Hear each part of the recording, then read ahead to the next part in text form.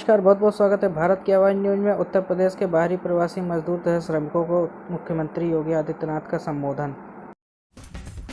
Corona virus के खिलाफ देश की लड़ाई जब मजबूती के साथ आगे बढ़ रही है, ऐसी स्थिति में भी बहुत सारे लोग ऐसे हैं जो आज भी राजनीति करने से बाज नहीं आ पा रहे हैं। यह अत्यंत दुखद है कि भारत की इस मजबूत लड़ाई को कुछ लोग अपने निहित राजनीतिक स्वार्थों के लिए कमजोर करने का प्रयास कर रहे हैं। पहली बार देश के अंदर आपदा के समय में गरीबों के लिए,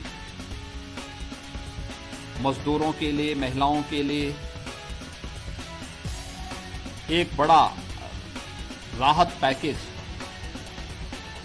प्रधानमंत्री गरीब कल्याण पैकेज के रूप में घोषित हुआ। जो लोग अपने शासनकाल में गरीबों के, महिलाओं के और कमजोर वर्ग के लोगों के कल्याणकारी योजनाओं का पैसा हड़प जाते थे, आज जब ये पैसा उन गरीबों के खाते में पहुंच रहा है तो उनकी बौखलाहट स्पष्ट दिखाई देती है। 1,70,000 करोड़ रुपए का गरीब कल्याण पैकेज।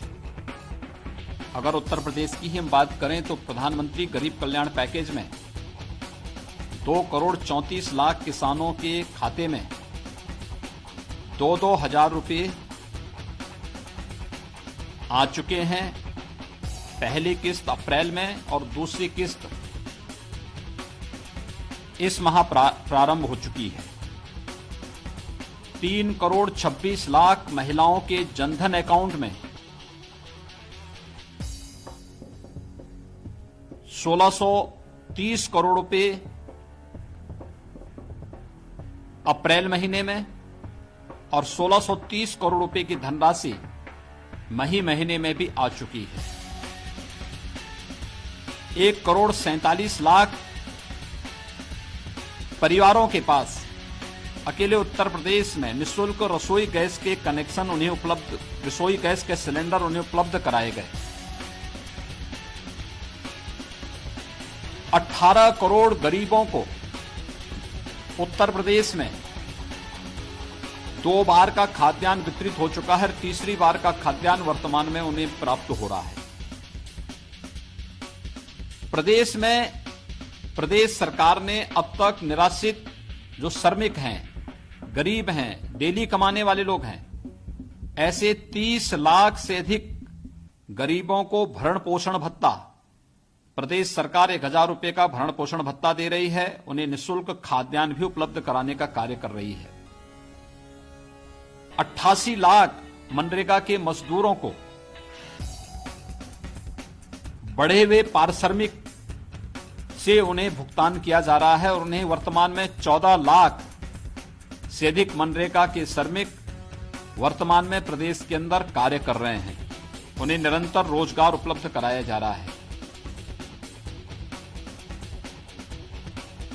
88 लाख से अधिक पेंशन धारक, वृद्धावस्था पेंशन, निराश्रित महिला पेंशन, दिव्यांगजन पेंशन और कुष्ठावस्था पेंशन, इससे आच्छादित होकर के 2-2 महीने की पेंशन की राशि एडवांस उन्हें उपलब्ध कराई जा चुकी है। प्रदेश के अंदर जितने भी श्रमिक आए हैं,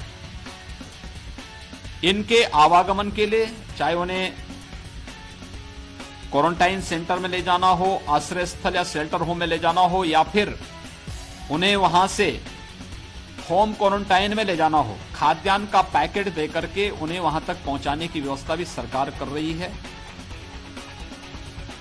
और 10,000 से अधिक उत्तर प्रदेश परिवहन निगम की बसेज उनकी सेवा में लगाई गई हैं, जिसमें कहीं किसी भी प्रकार की कोई समस्या नहीं। हम प्रदेश में कोरोना के खिलाफ लगभग 50,000 से अधिक लेवल 1, लेवल 2, लेवल 3 के बेड्स स्थापित कर चुके हैं, तैयार कर चुके हैं, जहां पर निःशुल्क सुविधा कोरोना के उपचार के लिए हर जरूरतमंद को उपलब्ध हो सकती है। और यही नहीं, हम लोगों ने प्रदेश के अंदर इमरजेंसी सेवाओं के लिए भी सरकारी और प्राइवेट दोनों प्रकार के हॉस्पिटल की एक लंबी श्रृंखला खड़ी की है, जिसमें 1 लाख से अधिक बेड्स उपलब्ध हैं, जहां पर हर व्यक्ति जाकर के बेहतर इमरजेंसी की सेवाओं को ले सकता है। ये सारा कार्य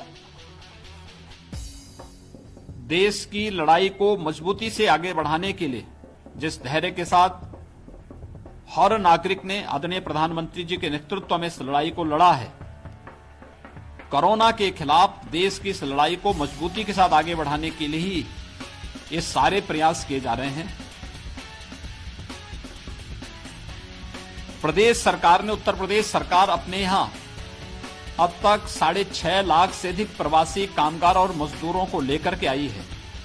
पहले चरण में मार्च में 27, 28, 29 मार्च को हमारे पास 6 लाख से अधिक प्रवासी कामगार और श्रमिक आया था, जिन्हें सफलतापूर्वक उनके घरों तक पहुंचाने और उनके उपचार की व्यवस्था, उसके बाद उन्हें खाद्यान्न की व्यवस्था, ये सारी सुविधाएं उपलब्ध कराई गई। भरण पोषण का भत्ता उन्हें उपलब्ध कराने का कार्य किया गया। दूसरे चरण में पिछले 3 दिन के दौरान 50,000 से अधिक प्रवासी कामगार और श्रमिक उत्तर प्रदेश में आया है। इन सबको भी क्वारंटाइन सेंटर ले जाकर के इनके हर प्रकार की लॉजिंग, फूडिंग की व्यवस्था करने और फिर वहां पे उनके आवश्यक स्वास्थ्य परीक्षण के उपरांत उन्हें होम क्वारंटाइन में भी शासकीय वाहन से ही वहां तक पहुंचाने का कार्य हुआ है। दुर्भाग्य है, एक तरफ जब गरीब के साथ, किसान के साथ, मजदूर के साथ, युवाओं के साथ और बिना भेदभाव के हर एक तबके के साथ जब सरकार खड़ी है, तब भी कुछ राजनीतिक दल सेवा के कार्य से अलग हट करके केवल राजनीतिक रूप से हर एक मुद्दे में अनावश्यक बेजा राजनीति करने का जो कुत्सित प्रयास कर रहे हैं, यह अत्यंत ही मुझे लगता है कि राजनीतिक गरिमा की प्रतिकूल अभद्र आचरण है। जनता सब कुछ जान रही है। इन लोगों के इस नकारात्मक रवैये का जवाब जनता जनार्दन स्वयं देगी।